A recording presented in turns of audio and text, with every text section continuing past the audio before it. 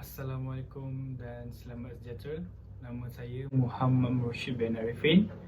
Nombor matriks D2019-209-1753 dan hari ini saya akan mengajarkan cara untuk mengendalikan alat muzik bertali seperti violin.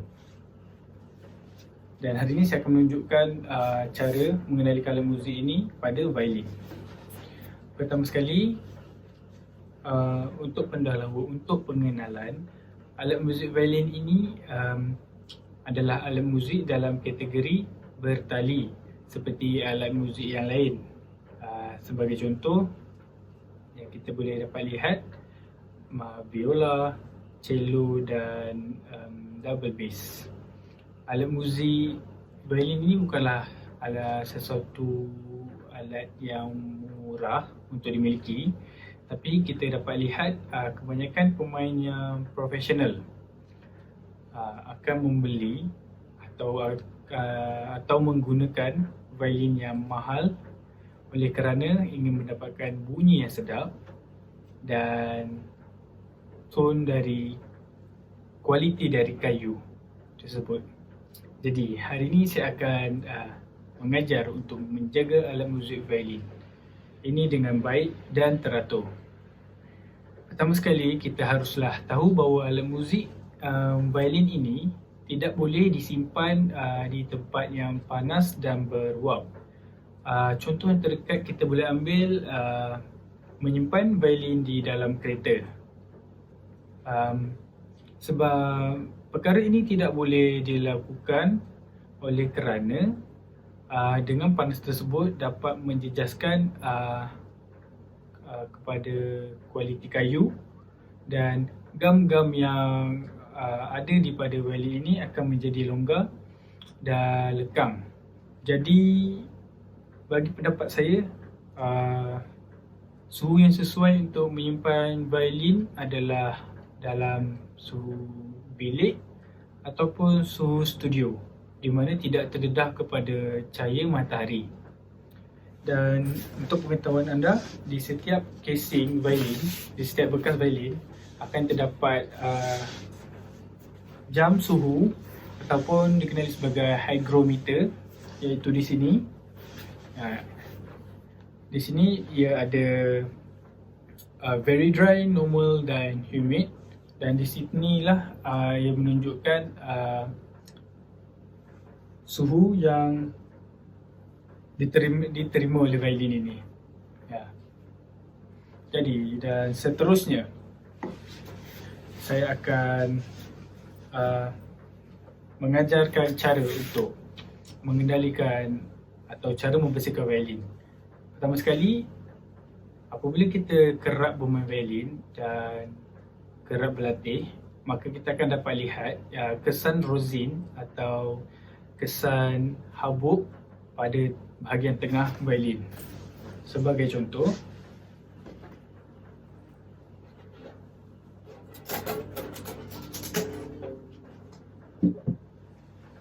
kita akan dapat lihat kesannya adalah di sini dan di sini. Jadi cara yang pertama adalah kita menggunakan kain yang lembut untuk mengelap pada bahagian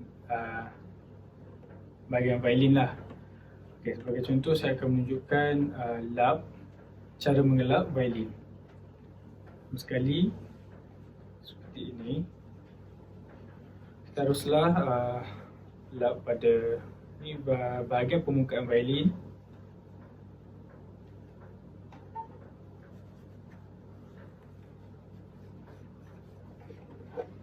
Bahagian sisi violin,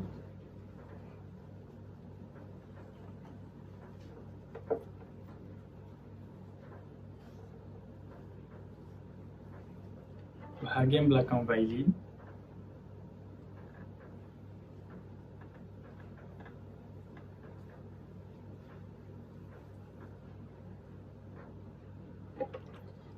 dan seterusnya kita akan membersihkan pada bahagian tengah ini dan pada bahagian bawah, iaitu dengan cara memasukkan kain ini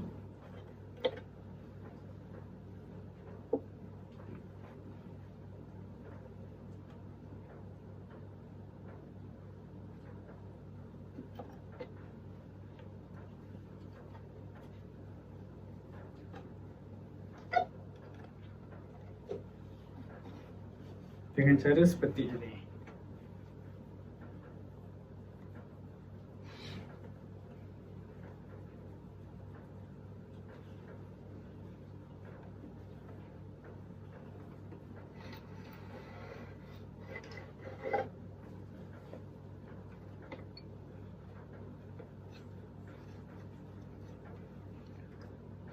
Jadi setelah selesai saja kita membersihkan pada bahagian balik ini, kita harus melihat pada bridge ini supaya dia tidak jatuh oleh kerana terdapat gangguan semasa pembersihan tadi. Dan tidak lupa juga untuk membersihkan tali.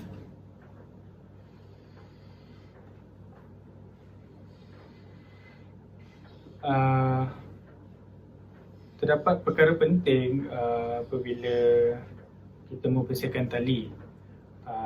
Sebagai contoh, apabila kita praktis, kita membuat latihan atau membuat persembahan, secara tidak langsung kita akan menghasilkan peluh yang akan keluar dari jari kita dan ia akan terkena pada bahagian tali, dan kita haruslah mengelak setiap kali selesai saja persembahan ataupun latihan.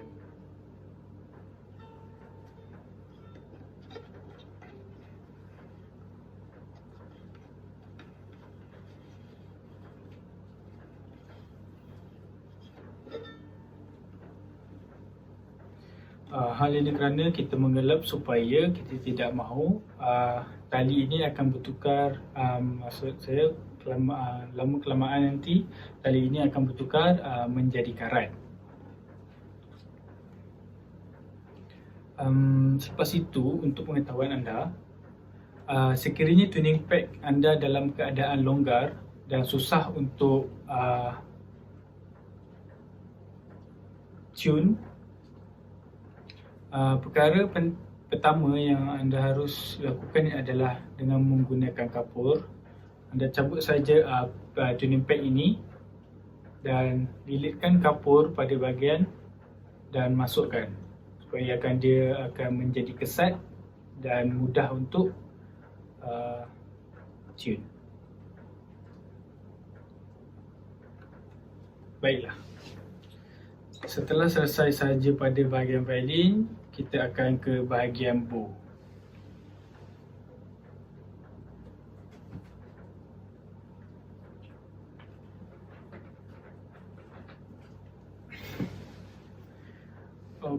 Baiklah, pertama sekali setelah selesainya bermain violin, kita haruslah mengendurkan bowhead ini supaya dia tidak tegang, iaitu dengan melawan arah jam ke kiri.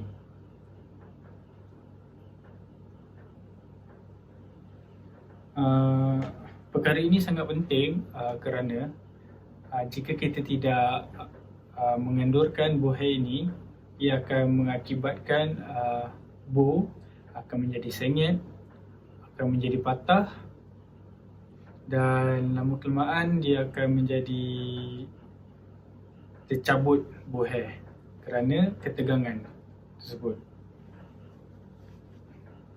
Jadi kita haruslah amat peka supaya kita tidak lupa akan mengendurkan bowhead ini. Okey, baiklah, selepas itu kita akan mengelak pada bahagian ini.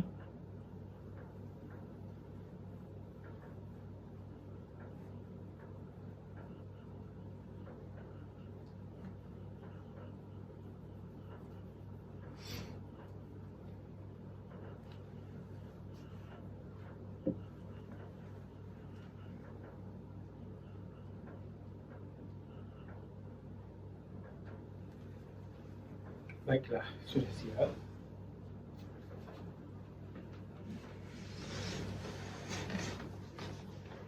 Jadi, setelah selesai kita membersihkan, haruslah meletakkan dengan perlahan dan berhati-hati supaya alat muzik dalam keadaan selamat, dan menutup dengan kain.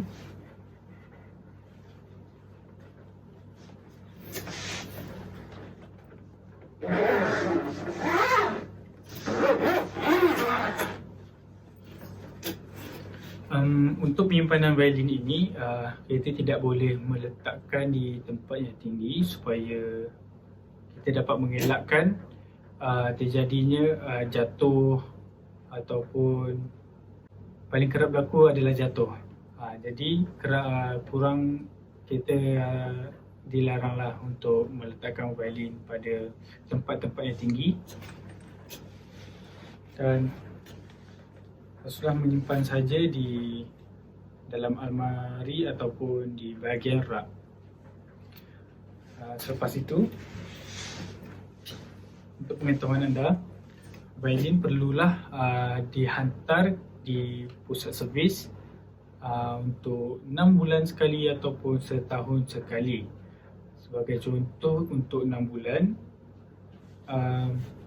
untuk pemain violin yang profesional ataupun pemain violin yang kerap berlatih dan kerap membuat persembahan, mereka akan menghantar 6 bulan sekali untuk sesi pemeriksaan violin dan membaiki apa saja kerosakan. Dan untuk yang ke setahun sekali, iaitu 12 bulan sekali, adalah untuk pemain violin yang kurang berlatih ataupun yang kurang membuat persembahan. Hal ini kerana dalam 12 bulan itu yang dia tidak kerap menggunakan violin, jadi dapat mengurangkan kos untuk membaiki ataupun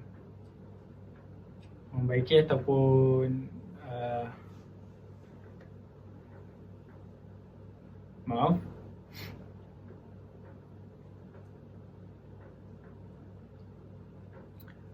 selain antara contoh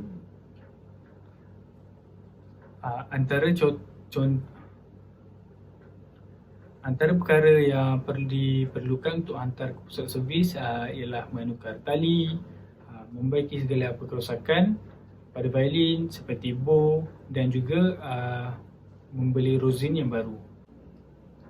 Kesimpulan dari pelajaran hari ini adalah kesemua alat muzik adalah sama saja, iaitu perlu diberi perhatian untuk dijaga dengan terapi, kemas dan teratur.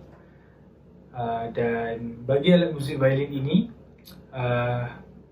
lagi lebih perlu diberi perhatian oleh kerana alat muzik ini melibatkan penggunaan kayu, iaitu di mana kita tahu penggunaan kayu ini sangat sensitif dengan keadaan sekeliling, iaitu ia akan rosak jika terdedah matahari, dan begitu juga dengan sebaliknya jika terlalu sejuk. Jadi sekian itu saja dari saya. Sekian, terima kasih.